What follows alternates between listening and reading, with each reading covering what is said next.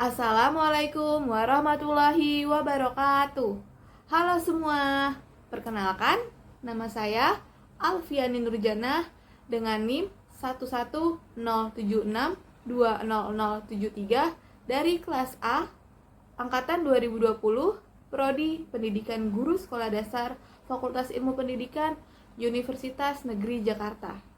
Video ini dibuat untuk memenuhi tugas ujian akhir semester 118 mata kuliah pengembangan kurikulum sekolah dasar dengan dosen pengampu Pak Otip Satibi Hidayat MPD.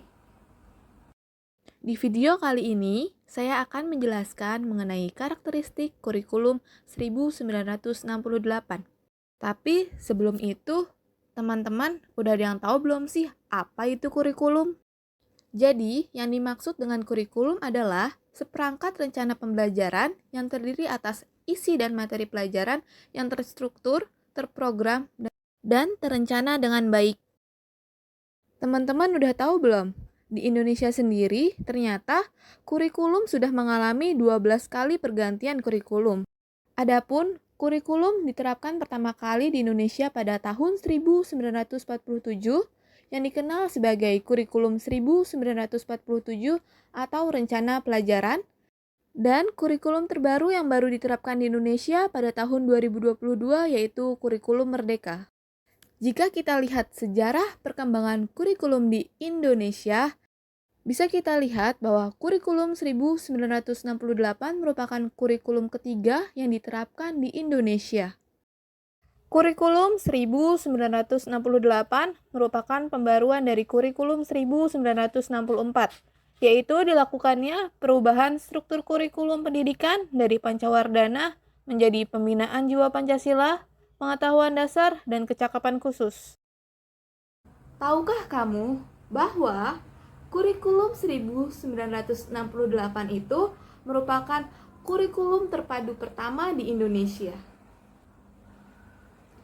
Dari segi tujuan pendidikan, kurikulum 1968 bertujuan bahwa pendidikan ditekankan pada upaya untuk membentuk manusia Pancasila sejati, kuat dan sehat jasmani, mempertinggi kecerdasan dan keterampilan jasmani, moral, budi pekerti, dan keyakinan agama.